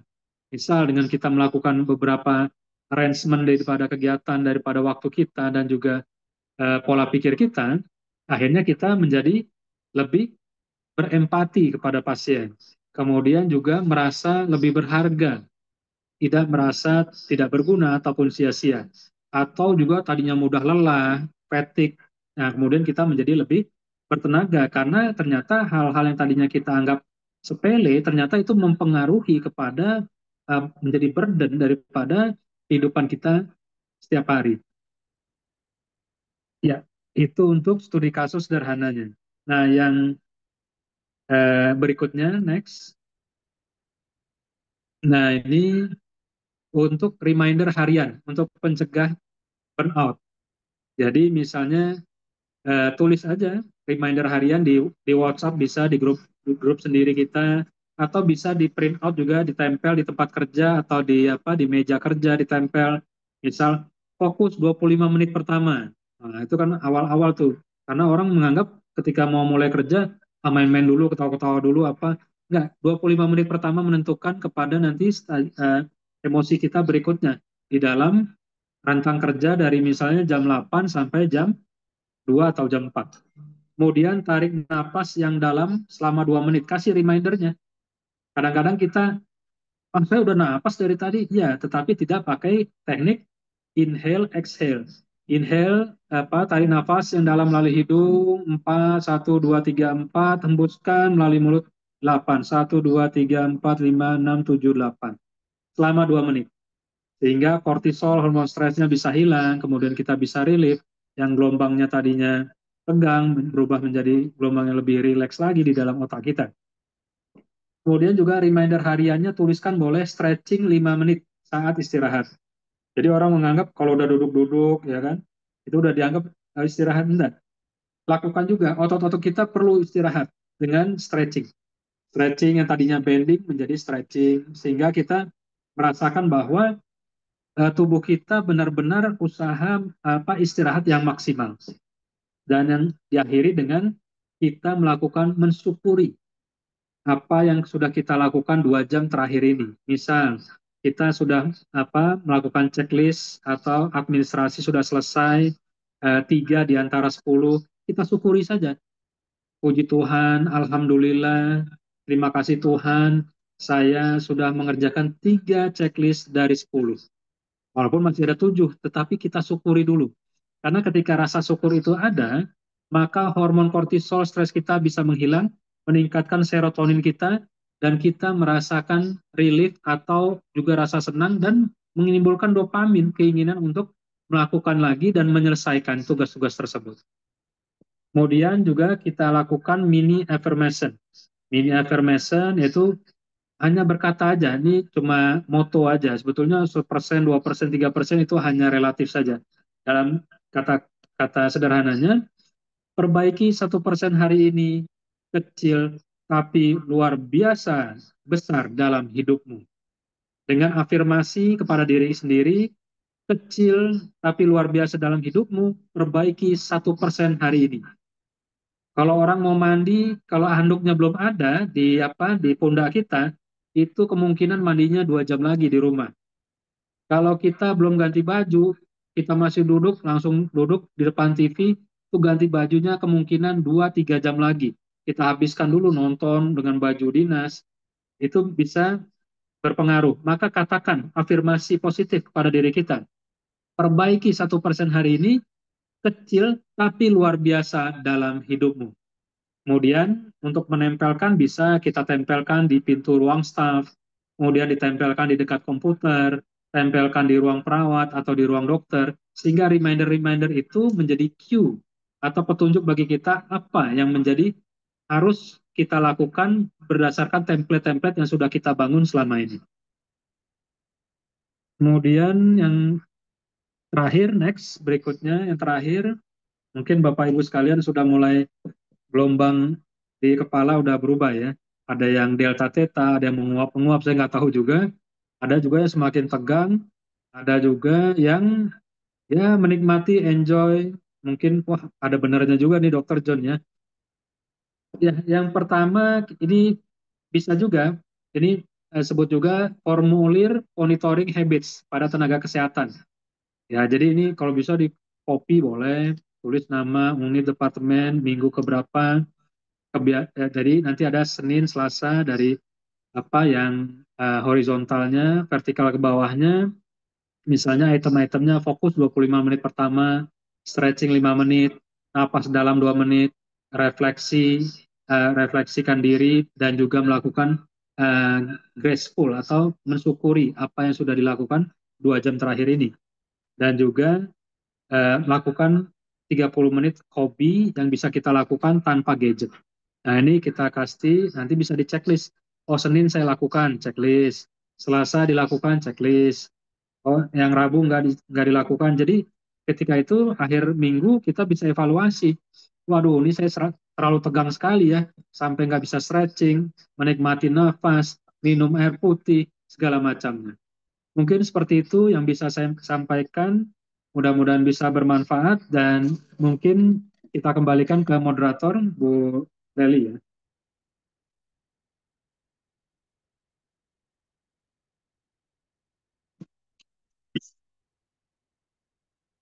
Ya, baik Bapak Ibu, silakan kita masuk sesi diskusi. Bagi yang mau bertanya ataupun sharing bisa langsung open mic-nya ya Bapak Ibu untuk menghidupkan sesi diskusi ini. Silakan Bapak Ibu bisa langsung unmute ya. Silakan mungkin ada yang mau bertanya. Dari Ibu Nurse Musneli mungkin mau bertanya.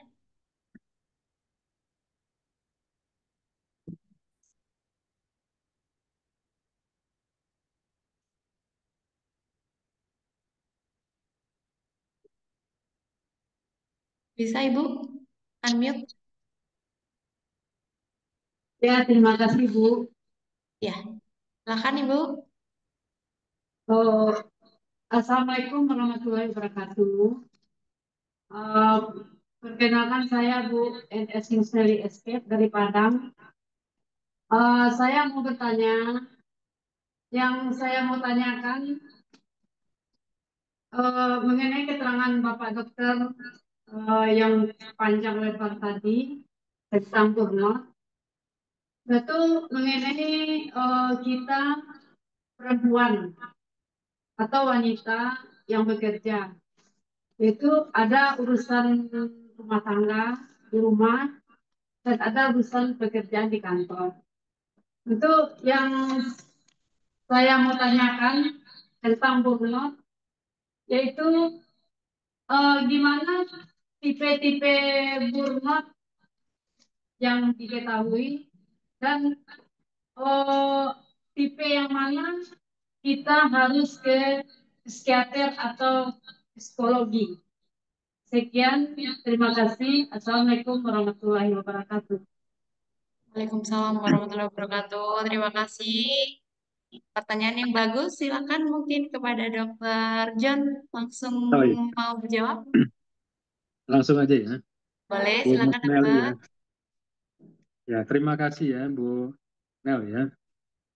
Jadi yang pada prinsipnya paling sederhana, ketika kita sudah melakukan nih atomic habit-nya dengan teorinya, dengan segala sesuatunya yang sudah saya sampaikan tadi, dan kita masih merasa burnout dengan exhausted, depersonalisasi, dan juga kadang-kadang bisa timbul depresi dan keinginan bunuh diri, itu yang paling sederhana apabila kita sudah mengganggu fungsi aktivitas sosial kita. Misal, kita masuk Senin sampai Jumat, ada juga yang Senin sampai Sabtu. Ternyata kita hanya masuk 2 hari, berangkat kerja nggak sampai, dan kita akhirnya terganggu fungsi-fungsi daripada sebagai kita pegawai, memberikan pelayanan, itu memang sudah gangguan. Karena ibaratnya ketika adanya gangguan fungsi sosial, terutama juga fungsi aktivitas bekerja, maka mau tidak mau, suka tidak suka, kita perlu tenaga profesional yang bisa mengintervensi.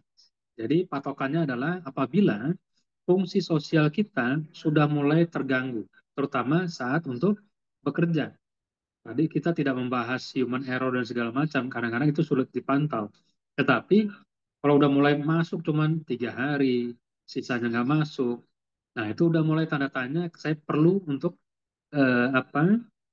tenaga kesehatan yang mengintervensi saya. Tetapi apabila kita bisa mengatasinya dengan cara-cara yang tadi saya sampaikan, dengan atomic habit, dengan aplikasinya, kita arrange, jangan-jangan masalah saya nggak sebesar itu ya, stresor saya nggak sebesar itu ya. Nah, jadi ketika bisa diatasi dengan manajemen waktu, manajemen segala sesuatunya, maka kita menyadari sepenuhnya bahwa diri kita sudah bisa mengatasi secara apa namanya otomobile, secara otomatis kalau diri kita. Dan kalaupun memang tidak bisa dibantu dengan ini, ya kalau sudah masuk dan segala macam, kita perlu intervensi daripada tenaga profesional, psikiater, psikolog, dan kita memang ya tidak usah malu, datang saja dan kita bisa diskusi bersama-sama. Silakan. Mungkin ada feedback dari Bu Nelly. Ya, sudah mengerti Pak Dokter. Terima kasih banyak atas keterangannya. Sekian, Assalamualaikum warahmatullahi wabarakatuh. Waalaikumsalam. Waalaikumsalam warahmatullahi wabarakatuh. Terima kasih. Selanjutnya dari Ibu Desi Afnita. Silakan bisa langsung open mic, Ibu.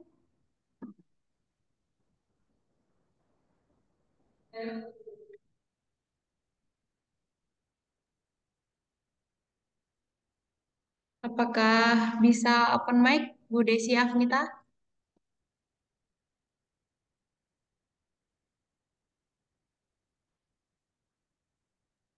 Ya, silakan.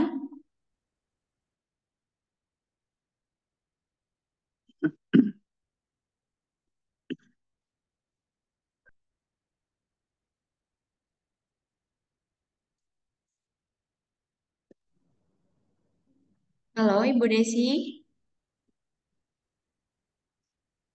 Sudah open mic ini bisa langsung berbicara, Ibu, terkait pertanyaan yang ingin diajukan.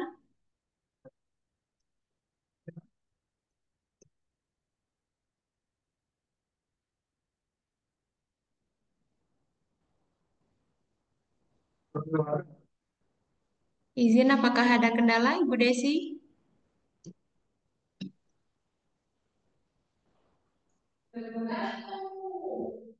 Suara belum masuk ya?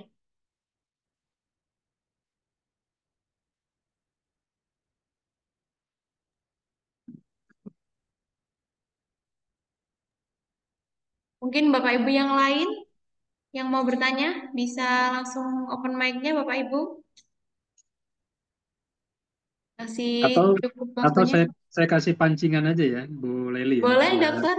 Monggo, silakan. jadi jadi yang kan insya Allah ke depan nih bab-bab yang apa di acara-acara berikutnya untuk apa Nusantara Group sudah saya ajukan juga, misalnya hubungan seksual suami istri yang sehat untuk tenaga kesehatan, kemudian juga parenting anak dan juga teknik berbicara kepada anak, dan juga nanti adanya lie detektor, membaca gesture daripada lawan bicara dan juga mendeteksi kebohongan untuk apa meningkatkan kepuasan daripada kita. Nah, yang pengen saya tekankan ini sebagai sebagai ini nih biar ada bapak atau ibu yang sekalian yang mungkin mau bertanya, dok, bagaimana nih dok hubungan seksual suami istri nih dok yang ideal atau apa? Ini pancingan saya aja. Nah nanti insya Allah nih walaupun pertanyaan di temanya tentang atomic habit, saya jawab di sini dengan cukup jelas. Kalau ada yang bertanya. Atau kalau ada yang malu, ya ini aja dok, ini Assalamualaikum. ada tetangga saya dok. Oh ada, ya. Ya, silakan Bu Desi. Ya, terima.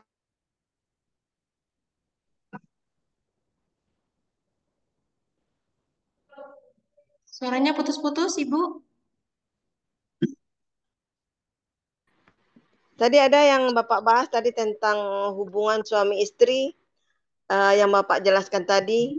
Kok bisa berpengaruh pada performan dan bermuat rumah sakit gitu Pak? Tolong jelaskan. Oh, Bu Desi ya. Oke, Bu Iya, Desi dari mana Bu Desi? dari Padang Pak.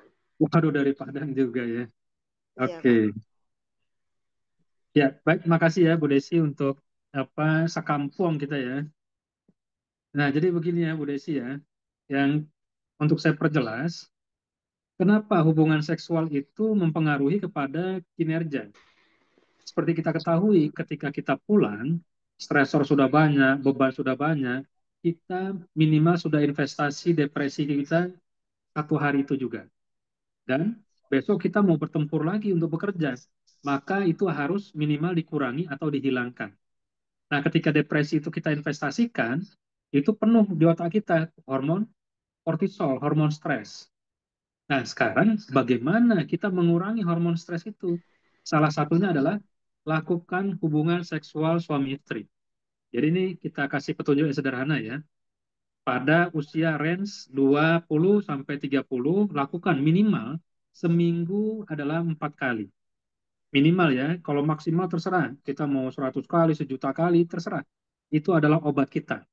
Nah, yang kedua, pada usia 30 sampai 40 minimal adalah 3 kali. Minimal. Jadi kalau dok saya sekali, wah itu minimalnya udah nggak kecapai itu. Usia Anda berapa? Jangan-jangan Anda depresi nih.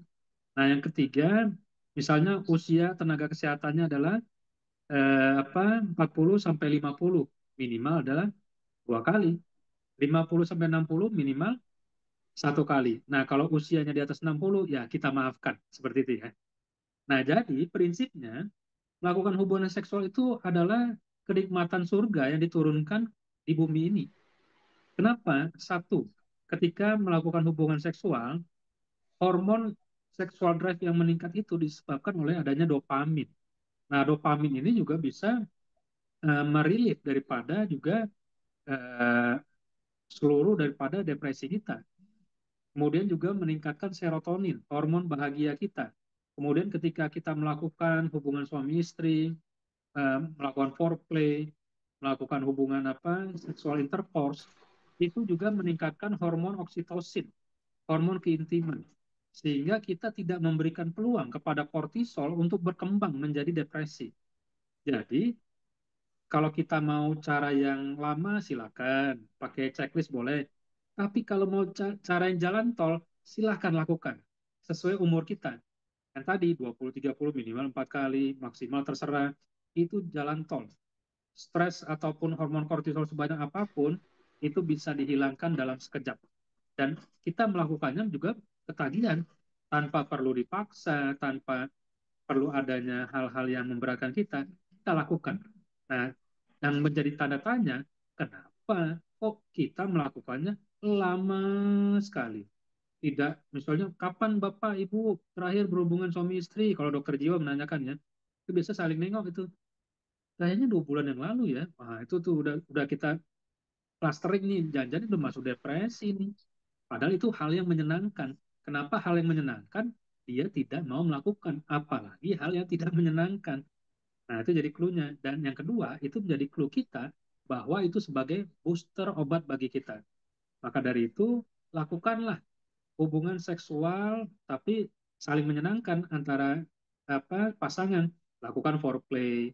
Foreplay nanti kalau ada acara yang berikutnya nanti saya jelaskan daerah mana saja, kemudian tahap kedua daerah mana saja, ketiga daerah mana saja, sampai akhirnya kepada organ seksualnya yang dirangsang.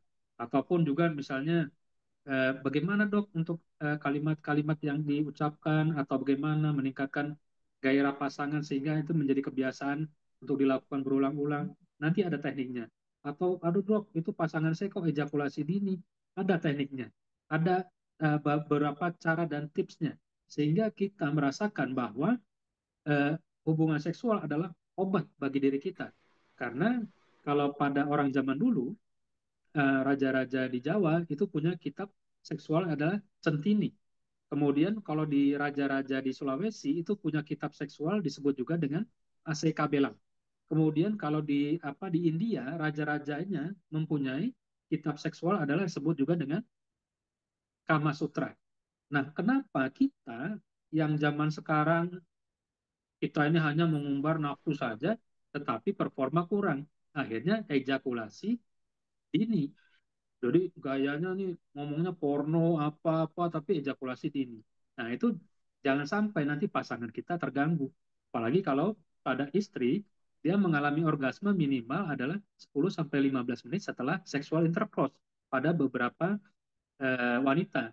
Nah, kalau pada pasangan kita itu sudah ejakulasi misalnya baru 2 menit, itu tidak ketemu tuh orgasmenya. Si laki-laki sudah orgasme, si perempuan tidak ketemu. Akhirnya tidak menjadi obat. Nah, nanti mungkin kalau dokter Bayu ataupun Nusantara Group, bagaimana nih dok membahas seksologi, karena ini di dokter jiwa juga dibahas. Kita juga ada bidangnya, seksologi dan juga marital. Nah, di situ bisa kita sharing, nah itu menjadi obat. Jadi kalau mau yang jalan tol, lakukan sering-sering hubungan seksual suami istri. Kalau mau yang agak lambat, ya udah pakai atomic habit, kita atur ini. Nah, jadi segala sesuatunya kita pakai apa yang bisa menyenangkan kita dan bisa menjadi relief daripada permasalahan kita. Mungkin seperti itu ya, Bu Desi ya. Sakampuang kita.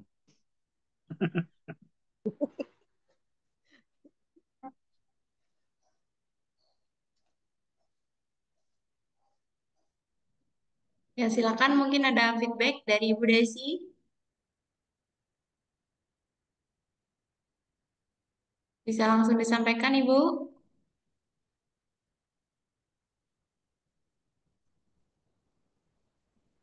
Oke, baik.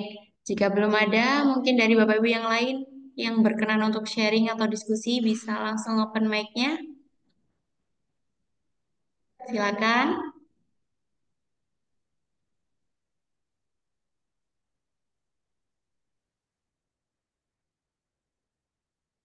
Oke, jangan khawatir ya Bapak Ibu. Mungkin Bapak Ibu saat ini masih bingung mau nanya apa lagi ya. Bisa kita sambung lagi pertanyaannya melalui WA Group ya Bapak Ibu. Jadi grup WA tersebut tidak akan kami hapus, tidak akan dihapus oleh Nusantara. Bapak Ibu tetap bisa terkoneksi bersama fasilitator kita yaitu Dr. John melalui WA grup itu. Jadi setelah kegiatan Bapak Ibu mau sharing atau diskusi tentang tema hari ini itu masih bisa Bapak Ibu ya. Dan nanti rekaman juga dan juga materi akan kami share setelah kegiatan berakhir ya Bapak Ibu. Mohon untuk ditunggu bisa digunakan untuk belajar kembali recall materi hari ini.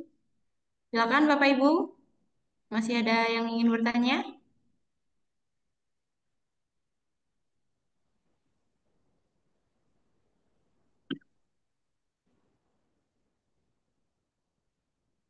Oke, baik jika belum ada, apakah bisa kita cukupkan untuk sesi pertemuan kita hari ini Bapak Ibu?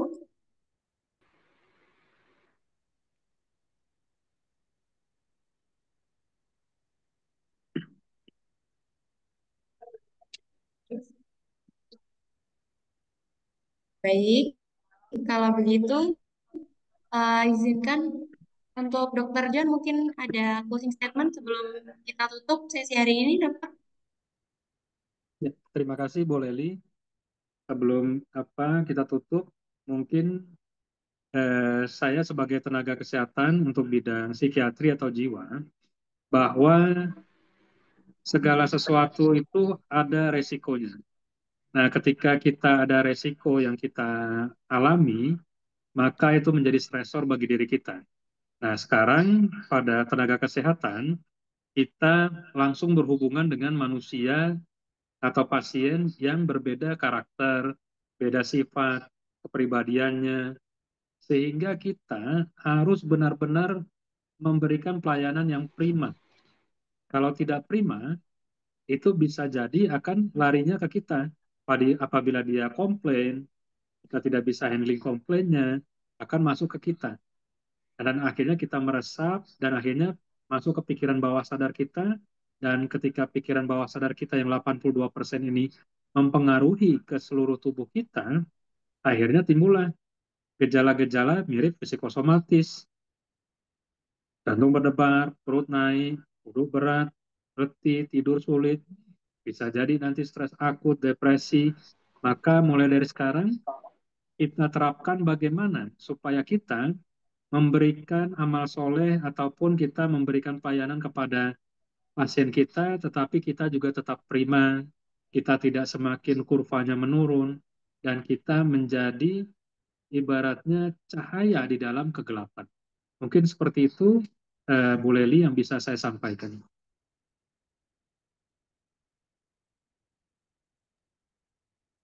Ya, baik terima kasih Dokter John. Oke Bapak Ibu, jika sudah tidak ada pertanyaan lagi, Bu Desi apakah masih ada yang ingin ditanyakan? Sepertinya di kolom chat mengetik saya. Bisa langsung open mic-nya Ibu?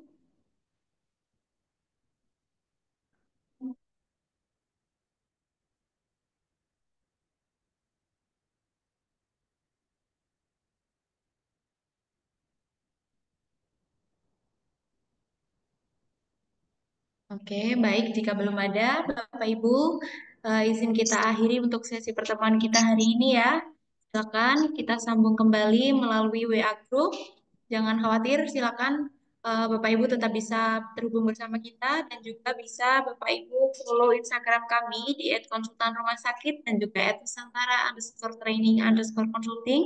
Kami juga ada sosial media TikTok. Silakan Bapak Ibu follow untuk melihat konten-konten kami dan juga jadwal baik online maupun offline yang sudah kami share di TikTok dan juga Instagram ya Bapak Ibu. Mungkin bisa berminat untuk mengikuti kegiatan kita baik bersama Dr. John ataupun narasumber yang disediakan oleh Nusantara, silakan dihubungi saja nomor yang tertera pada flyer. Baik Bapak Ibu, untuk sesi hari ini kami cukupkan. Kami mohon maaf apabila selama kegiatan terdapat kesalahan yang kami lakukan. Sampai jumpa di lain kesempatan Bapak Ibu. Selamat siang Jangan lupa menyelesaikan LMS maksimal hari ini pukul 23:59 waktu Indonesia Barat. Terima kasih banyak untuk Dr. John. Semoga ilmu yang disampaikan bisa bermanfaat untuk Bapak Ibu yang sudah hadir hari ini dan juga bisa bermanfaat sebagai amal jariah kebaikan bagi Dr. John. Saya ucapkan selamat sore Bapak Ibu. Assalamualaikum warahmatullahi wabarakatuh. Sampai jumpa di lain kesempatan. Terima kasih. Sama. Ya, terima kasih Bapak Ibu. Terima kasih Dr. John. Ya, Izin kami sama-sama. end meeting ya Ya, Bapak Ibu. ya. Terima kasih Dokter John.